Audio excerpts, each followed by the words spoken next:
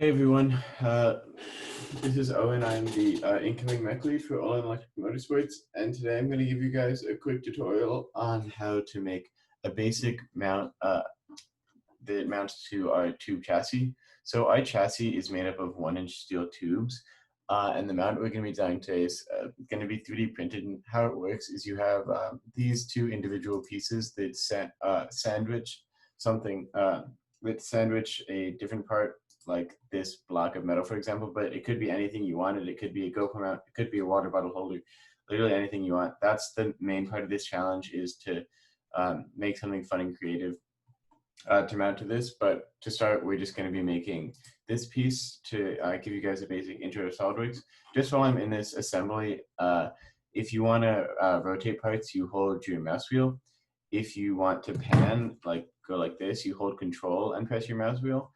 And then to zoom in and out is just moving your mouse wheel. And those are like, you can do most of the moving around in SolidWorks you need with those three commands. All right, so to start out, to make a new part, we're going to go up to File, New, and then we're going to select Part and press OK.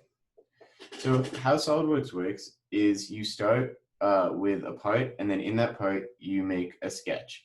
So you go over to Sketch, you press Sketch Up here, which makes you a new sketch, and then you select the plane that you want to make it on.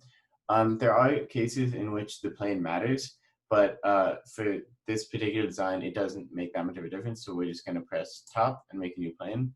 So now, once I have my sketch, what I would do is I draw a 2D outline of what I wanted, and then I would have to make it 3D using something like extrude base, which just like adds height to a 2D thing, or revolve base, which rotates it around a line. There's also other options like swept and loft. Like swept will like make the profile you have will follow a different curve you make. That one you probably won't use as often. Like the most that you'll use are extrude base and revolve. And so then once you have a 3D version of your part, you import it into an assembly. And assembly is just a bunch of 3D parts together, and you tell SolidWorks how they go together. And you can have as many layers of assemblies as you want. So you could make two different assemblies and then put them together into one assembly. You can make 30 assemblies and put them together into one assembly. Doesn't really matter. So that's like just a basic flow of how SolidWorks works. So to get started on actually making this part, first what I'm going to do is go over to my sketch tab up here. So some of the things you've got here, these are all your different shapes, so like line, circle, like a spline, rectangle, and there are drop-in menus to do different versions of them. You can play around with that on your own. And then you have trim entities, where we'll go into later. And then like mirror is really useful. It mirrors it. Linear sketch pattern makes like patterns in a certain direction. So those are some of the tools that I use most often. So we're going to start out with drawing a reference point of our chassis tube. So I got this circle here. Oh, I should have mentioned this earlier. These two red arrows here, this point here, that's the origin of the sketch. It's like 0, 0. It's like the center. And anytime, if you make something that's attached to the origin, SolidWorks knows exactly where it is. Like if I draw something over here, SolidWorks is like, where the heck is that? Like I know like vaguely where it is, but I would need to tell SolidWorks explicitly like its location, which I'll show you how to do later. But by attaching it to the origin, which it does automatically when you can see that orange dot, you see it adds this little green coincident feature. So it's telling you that it knows that this circle is attached to the origin. So now SolidWorks knows the location, but it still doesn't know how big this circle is. That's why it's blue. So the way SolidWorks sketches work is blue parts mean that they're underdefined, as in SolidWorks basically knows where it is, but not how big it is, or it knows how big it is, but not where it is. And so to fully define this, I'm going to go over to Smart Dimension, which lets you assign dimensions to parts. And then click on the circle, and then click again, and type in my length. So my SolidWorks is set to millimeters for some reason. I'll fix that in a second. But SolidWorks also does unit conversions for you, and I want to do in inches. So I'm going to do 1 inch. Press enter, and bam, SolidWorks converted it. But I don't want to have to deal with that. So I go down to over here and just change this to inch pound second. It exited the sketch when I did that. So to get back into it, I go over to here and click on sketch and then edit sketch, and I'm right back in it. So this circle I just made as a reference point. We're not actually going to be using in the final design.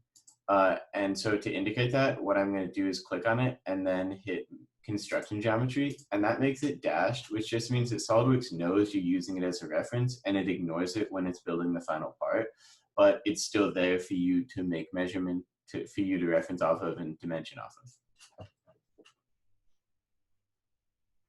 Okay, so now we're going to start on making the, we're going to make another circle to define like the inner arc of the part. So we're just going to draw it to, you know, whatever length we want. Press, I have D as a hotkey for smart dimension. There's some formula hotkeys that we can give you at some point if you're interested in that, but I really recommend using hotkeys with SolidWorks. It makes life a lot easier. We click the outside, and now I'm going to make this guy, why don't we do 1.05? Okay, so now that's 1.05. You can see it's just past this. And then we're going to make another circle. So there are two ways I could do this. I could make a circle and I could draw it out like this, but I'm actually not going to do that.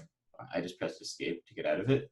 What I'm going to do is use the offset tool. So this just like offsets lines when you click on them. So I'm going to click this circle. And now you can see it's like, okay, I'm making these lines offset 0.1, but that's a bit big for me. Yes, why don't we do like 1/16, 0.06 to 0625. Okay, so now, and we press check, and now we have that circle. You can also see it dimensioned the space in between them, which is nice. And it's not actually 0.06, it's 0.0625. SolidWorks just, depending on your settings, won't show you all of the decimal places of your smart dimensions. Okay, so now we're going to make the tabs that stick out on either side of the part. When we're going to use the rectangle tool to do that. So how this tool works is pretty straightforward. There's the two kinds of rectangles that I use mostly are corner rectangle, which is like you choose one point, you choose another point, and you have a rectangle. Or center rectangle, which is you choose the center and you choose another point and you have your rectangle. They're both really helpful, and like you need both depending on your different conditions. There are other ones as well that you can obviously use, but those are the ones that I use the most. Okay, so now we're gonna sort of draw this at kind of an arbitrary point. So I'm gonna say, like, just sort of select like, I want it to be around here. And now I'm going to draw it and click again to place my rectangle. And then I know that I want this, I want this point to be on this outer circle. So what I'm going to do is click this circle and then click this point, and then, oh, it is not. So something about how I drew this, it's upset that it won't let me put this point on this line. I think maybe it's impossible for it to solve. Oh, see, sometimes SolidWorks is a bit odd, and you just sort of have to kind of encourage it to do what you want. So I just drag the point onto the line, and you can see now that it's coincident. I also have this point coincident down here, which I don't really need. So I'm going to click on that and press delete to get rid of it. And now this corner can move around freely. Okay, so I know I want this to extrude, to stick out from the circle half an inch, sorry, 3/8 of an inch, so 0.375. Okay, boom. And then I want it to be 1/8 of an inch thick, 0.125. And this one I want to be in line with the center of the circle. So what I'm going to do is go up to the line tool, press center line, and this is just a line that's a reference, like the circle reference we made earlier. And you can see SolidWorks sort of snaps it into a perpendicular position, which is nice. So I just drew the center line, and then I'm going to click the bottom line of this rectangle and this line, and it is not letting me make them collinear. So, you know, sometimes the property doesn't work, but what I can do is click here and click here, and then define this distance as 0. This is it's kind of an odd way to do it, but it works. There is a tool in SolidWorks called collinear, but I think the lines have to be touching for you to use it. Collinear just means like they're literally on the same line. Okay, cool. So now that guy is in the correct location. It looks a bit funky right now, I know, but we're going to fix that in a second. We're going to go over to the other side. I just panned over again with Control and pressing the mouse wheel and make our second rectangle. So same process as before. We kind of just click in a random spot, and then we just draw a rectangle. You want to sort of make it roughly the size you want it, but it really doesn't matter if you're going to because you're smart dimensioning. One note that's I think a pretty common mistake with new SolidWorks users is they enter the dimensions here. Like I can make this like 26 inches long, right? Whatever I want. And so that's like a soft dimension. SolidWorks doesn't act like it'll never be defined, fully defined, which was again is when it's black, if you enter the dimension there. And so it's not that useful because it's really easy for things to get messed up when they're not fully defined. So you always want a smart dimension. So you do, 26 is absurdly long. But I want this to be, let me check my notes. I want this to be ½ inch long, so 0.5, check. And then I want it to be 1/8 of an inch thick like the other guy. I was pretty close with that one. Okay. And now this one is slightly offset from the center. So same idea as before, but we're going to be dimensioning it and give it an actual distance.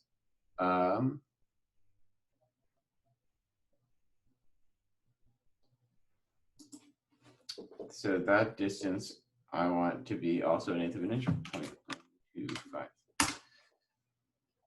Okay, so now we've got our two rectangles. And to make this the next part easier, what I'm going to do is draw a line from here to there that's in line with this. It'll make sense in 1 second why I chose to do that. I'm going to do the same thing over here. Line from this corner, and again these orange dots means like SolidWorks knows you're making a coincidence there, and then just press escape to get out. Okay, so now we're going to use a really useful tool called trim. So what trim does is it gets rid of the space between lines. So for example, when I trim this, and I'm on power trim right now, so you just hold and you drag, and whatever you touch with this line, it gets rid of. So when I hit that, it knows to get rid of just from here to here. But another useful thing about trim is keep trim end using construction geometry. So when I get rid of this, it's still there, which oftentimes when you trim stuff really aggressively, your part won't be defined anymore. I actually don't want to trim that, but your part won't be defined anymore. And that's sad because you always want your parts to be defined. Like your final sketch in any part you make should always be 100% defined. And so to avoid that sadness, we keep trimmed entities in construction geometry, and it again just makes them reference parts, so SolidWorks remains happy. Okay, so now we're gonna just trim this a bunch. We're gonna get rid of this line and that line, and then we're also gonna get rid of this whole bottom half of the circle. And then we're gonna go over here, and we're gonna get rid of this line and this line. And now you see SolidWorks sort of made this blue. That means that it recognized it as a closed shape. And this, so this 2D layout of our part is actually done. Now to make it 3D, let's get out of trim tool and then go back over to features and press extrude boss/base. SolidWorks will automatically select this face, but if you want to, you can select it yourself. There's a lot of different ways you can extrude. Blind is just extrude X inches. You can do up to a vertex or up to a surface. If you had a different surface above it, it could extrude just up to that surface. There's a lot of ways, but blind is probably the one you use the most. And so I'm gonna extrude this. Let's do 1 inch because I know that let's do 1 inch. Okay. But I want to double check that's correct. And now is a good time to show you guys the measure tool. So I'm going to go over to the demo, like the part that I made originally, and just double check that measurement. So what I'm going to do, actually there are two ways I'll do this. One, I can right click on this boss extrude over here and hit edit feature, and I'll see, okay, I did extrude it to 1 inch, I was right. But if I didn't want to do that, I can go to evaluate, measure, and then click on this line, and it'll say 2.54 centimeters, but centimeters are not that helpful for us. Not to say that they're a bad unit of measurement. So I'm going to change this over to inches, press OK, and now it's going to tell me 1 inch. Awesome. So I'm going to go back over to the part, and I'm going to notice, hey, Owen, you haven't saved. That's bad. You should save your part. SolidWorks likes to crash. Like, I've lost hours of work because SolidWorks crashes. So we're going to press Control S. We're going to save this to somewhere. I'm going to go to the grab CAD. You know, I'll just save it to my grab CAD as like demo part. This is just my desktop. Save it wherever you want. For now, we'll be showing you guys how to use GrabCAD in the future, which is what we use to share our parts. It's a really useful service, but I'm not going to get into that right now. Okay, so now we've got this part made, but we need our holes.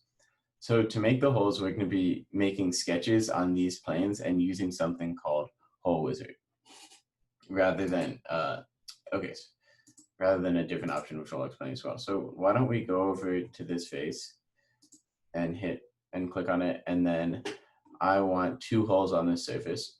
So what I'm going to do, there are 2 ways you could do this. One is you draw circles, and then you say like, I want my hole to be that big, blah blah blah, and then you go to features and then extrude cut, and it just cuts it through, and you have your hole, and that's awesome, and you can dimension it, and it works well. But the issue with that is, let's say like you make a bracket and you say, I need a number 10 screw on this bracket. And then like Colin comes over a few days later and it's like, hey, Owen, like number 10 screw not strong enough. Like it'll rip, like the part won't hold up. You should go to a 1/4 inch. So to do that, I have to go in and change this, like manually, like type in like, I have to do 1/4 inch now, like change this dimension. And that's kind of annoying. So we can be using something called Hole Wizard, which I will be showing you how to use in 1 second. And when you want to use Hole Wizard, what you do is you just put points where you want your holes to be, and then Hole Wizard does the rest for you. Also, let's say you're making like a sketch and it's in like you want to be looking directly onto the sketch, but you're not. What you can do is press, I believe it's, for me, I have the hotkey as spacebar, but there should be an orientation tool up here that I think I've hidden. But anyways, you press space and it brings up this really useful like box thing, and you just click the plane that you wanted to show you, and now I'm looking straight on my part, right? So that's really helpful. So we've made our sketch on this plane. I actually don't like looking it straight on. We've made our sketch on this plane, and now we're going to put a point on it. Boop, we put a point on it. You can see it's right on that plane. Then we want it to be in the center of the plane, so I'm going to dimension it from that edge to the point and say, I know that we made that 1/2 inch, so we're going to do 0.25. Okay, check, that dimension is done, and then we also need to dimension it in. This is you, like as a rule of thumb, like you want the like at least 1 radius of your hole size away from an edge, but like it depends a lot on your load cases, like in like the forces that are going to be acting on this part. But like just to be safe, like why don't we start with 0.25 in from the edge, and maybe I'll change that. Okay, now there's a few ways I could make the other point. I could just make a point and then dimension it, and like that would be it. But I'm going to use something called mirror entities, which I mentioned earlier. So new mirror entities, it says, what do you want to mirror? And then what do you want to mirror it about? I don't have anything to mirror it about right now. So I'm going to go up, make a center line, and then find the center of this. SolidWorks puts this little dot there to show you it's the center. Draw a center line of arbitrary length, then go to mirror entities, click on this guy, click mirror about, click on that line I just drew, hit check. And now now we have this line it's fully defined because we have dimensions here. It knows exactly where this is. So mirrors are a very useful tool, and anytime holes would be mirrored, you should mirror them, because it's just like, now if I make this 0.125, so I'm like, hey, I'm going to be risky and put it closer to the edge, that both holes move rather than having to redo both. It'll make your life a lot easier, but I want it at 0.25. So we finished that. Now we're going to hit exit sketch, and then we're going to go over to features and press hole wizard. And then we will select our type of hole. So we usually use ANSI inch holes, I believe, and then screw clearances. So there's a lot of different things. Like if you wanted to like make a hole that was tapped, but this is just like a screw, and it's just like needs to fit. It needs to fit through it, and I can make it like a close fit or a loose fit or a normal fit, and I want a normal fit.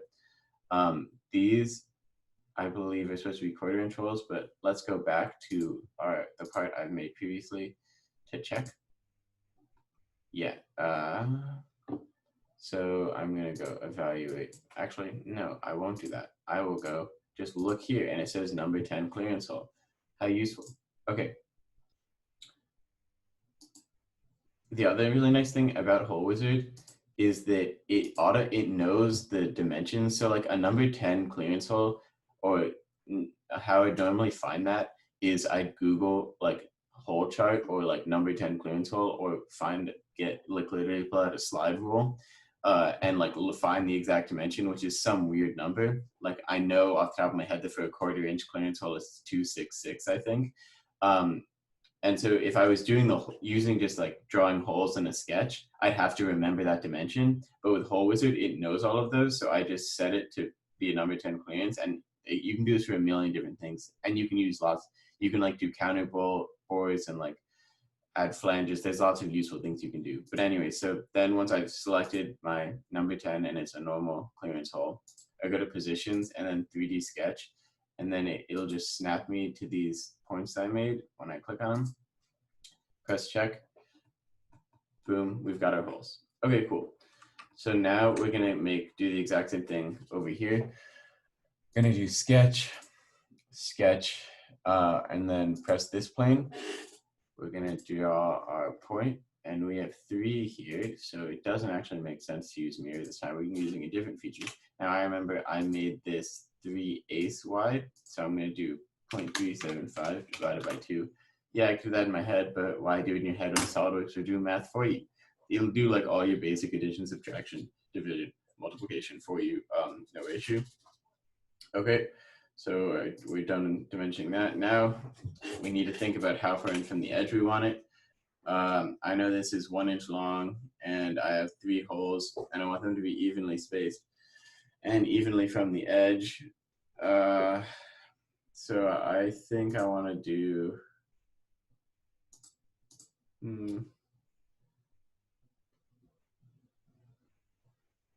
Why don't we start with I think start with 0.2. I'm not sure if that's the right thing to do, but you can do this math out to determine like exactly how this even spacing would work. I usually just draw it first and then adjust. So now instead of mirror, we can use linear sketch pattern, which just patterns your part along any axis you choose. So in this case, we want to pattern along the y-axis. So I'm gonna not do x-axis and go y-axis instead. And you can make this anything you want. You can also angle it. So I know I need 3 total, and then I could change the angle they're going at. Here, I'll show you how that works. So I select this entity, and then I could say like I want it to go at like a 75-degree angle, and it says 75, but I don't want that. I want it at 90. And then I want them to each be 0.2 apart. And then I think I want 0.375. There we go. So now, and then I'm gonna make this guy 0.125, and now that's evenly spaced. Now sometimes I'm not great at math, but now we have our 3 points, which is awesome. And if you ever want to edit that, you can just right click on one of the points and hit edit linear pattern. Linear patterns and mirrors don't show up on this sidebar, so you have to like right click it to edit it. Just a good thing to know. All right, so we've got our 3 points, and these are not fully defined because a linear pattern doesn't fully define the same way a mirror does. But what you can do is hit dimension Y spacing, and then press check, and it adds in this dimension, and it assumes the same dimension for that one. So now it's fully defined because they dimension all the parts, they're all black, which is good. They're all fully defined. We're done with this sketch. Press exit sketch, features, whole wizard, and then we already have number 10 in here. We're gonna go to positions, 3D sketch, click, click, click. Now, looking at this, I'm like, that's way too close to the edge. Like this tiny little thing, like that won't be able to take any loads. Is this what I did in my original part? Why don't we check? So it is. And the reality is like this is a 3D printed part with very low loads. And if we were making this part as something that would go on the final car, we would do the hand calcs on it to figure out what the loads are. We would do some finite element analysis, and we definitely just wouldn't leave a wall this thin basically ever. But because like this is just a 3D printed part that's like got only beyond that is pretty like I know has very low loads, and it's just a demo. Though we are going to be 3D printing these and putting them on the car eventually. It's not that big of a deal if it breaks, and so we're gonna leave it like that. But again, like you should never put a hole anyway without doing the math first, as a rule of thumb. Okay, so now this part's done, and we're yet to go and make an assembly. So to make an assembly, first we want to save our part so it's the most up-to-date version, and we go to File, New, and then Assembly. Okay. And then it'll ask us what's the first thing we want to insert is. It'll also let you, it has this quick menu for all the parts you have open. So I like to open the parts that I'm going to put in assembly before I do that. That's definitely like risky if you have a big assembly because it'll slow down your computer. And this first part you insert is going to be a static in the assembly. It's kind of like the origin, like it's a fixed point. And so you should insert what logically makes the most sense to be fixed. In that case, it's the chassis. So I have this from my GrabCAD. We'll be getting this part to you guys. Also, yours will have colors on it to indicate the different parts of the chassis. Mine doesn't for complicated reasons. So I just click in it, and then I click again, and I've inserted this cool little chassis in here. Now I want to add more parts, so I go up to Insert Components, and then I click on this demo part that we just made. And then I want to hit this pin tool because I know I'm going to be inserting multiple. So now before I insert it, what you can do is with this thing up here, you can rotate it about axes to sort of get it in roughly the position you want it. As a rule of thumb, your life will be easier if you put parts near and where you want them and in relatively the correct position. So to do that, what I'm going to do is rotate it about the y-axis, so it's kind of like more close to this tube, and then I hit check, and then I want another one, but I want it to be the other way. Hit check. But if I look right now, like you can kind of see that one side, like the holes are not lined up in this, so I'm not also going to rotate this about the x-axis, and now the holes are lined up. Check. Okay, and you see I'm mounting it to this tube and I put it relatively close. It just makes your life easier. Now, if we want to tell Solidworks where it is and how it interacts with the other parts, we use the mate tool. So what mate does is it tells Solidworks how the parts interact. So there's a lot of different mates, and there's even more in advanced mates, but you'll probably rarely use those. So we're going to go to standard mates. We got coincident, which is just like same. It was like how we put the point on a line. Like if there are two planes, it lines them up. If there are two circles, it like lines them up. And it's like they want to be touching when it's coincident. Versus parallel is like it just makes things parallel. Perpendicular makes things perpendicular. Tangent makes things tangent. Concentric is really useful for bolt holes and stuff. It makes two circles concentric. So I know I want this face and this tube to be coincident or to be concentric. So I do that, and then you can have this quick hopper over here to like select whatever one you want. And so it'll also gray out the ones that aren't applicable. So then I just press check. If I want to flip it, like make it the other direction, I can do that. If I want to undo it, I can press the undo button, and now I have to select them again. The other big thing with mates is you always want to mate in like a logical way. So like if when I would be assembling this on the car, what I would do is I'd put the part onto the tube like I just did, and then I put its matching part onto the tube like I just did. Check. Right. And then I'd put bolts through these holes. So I'm going to select this hole and select this hole and make them concentric or coincident or concentric, both work in this case, and hit check. And so like because I did these holes concentric because I am putting bolts in them.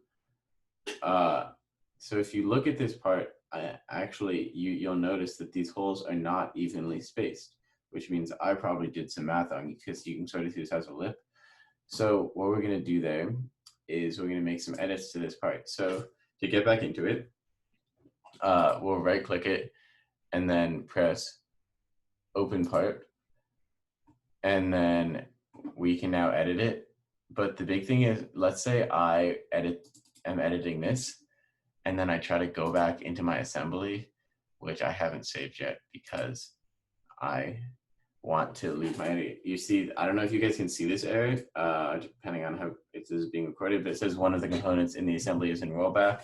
The assembly is inaccessible now, so you can't edit an assembly until you like leave the sketch of your part, and like it'll just be frozen here. You just have to like go and click back into it. So now I'm gonna think about this math that I did and why they're not evenly spaced. So this is 0.125. I don't know. Yeah, so that's odd. So it's 0.375. This should be 0.75, but Solidworks seems to be refusing to change that, which means I have a unit setting messed up, which is kind of an annoying issue. So let me first check the this linear sketch pattern and edit it real quick and see if okay. So I wasn't planning on this, but I will show you guys how to fix this issue where you don't have enough accuracy in your dimensioning, which is an issue I run into periodically. So you go down to where we changed to inches, and then you go to edit document units. And then here we go. So this is only set to 2. So I'm gonna set this up to 3. Like, I'd imagine that SolidWorks would eventually slow down if you make everything like really, really high. But like, I think there's no reason that everything shouldn't be 3 decimals. And I honestly don't know why. I don't know why it unsaved like that. It's really weird. So now we'll press OK, and then we can make this guy 375, not 75. 375. Boom. Okay, so now that should be fixed. Exit sketch, everything's up to date, and then save this. Now we go into our assembly, and so it'll automatically update. Most of the time you can see that these faces line up nice now, but if it doesn't, you want to go, Zoom is covering it. There we go. You want to go and click this. I think it looks like a stoplight. I don't know what other people think it looks like, but I think it looks like a stoplight. It's called rebuild, and it updates everything in it. When you get into these bigger assemblies that we're using for the team, you definitely need to rebuild pretty often. Okay, so now our part is mated on our chassis. It can still move up and down because we haven't defined its distance, but that's all right, and it can still rotate. So this part is finished. You guys have this mount. As we probably already explained in the presentation, you're free to explore, make your own mount, make something that attaches to these 2 bolts. Like, do whatever you want, be creative, make something fun, make something useful, really do whatever you want. Just like play around with SolidWorks and get to know it better. Yeah, and I'm really excited for this coming year and to teach you guys some cool stuff, and I'm sure I'll learn some awesome stuff from you, and hopefully we get to build a race car.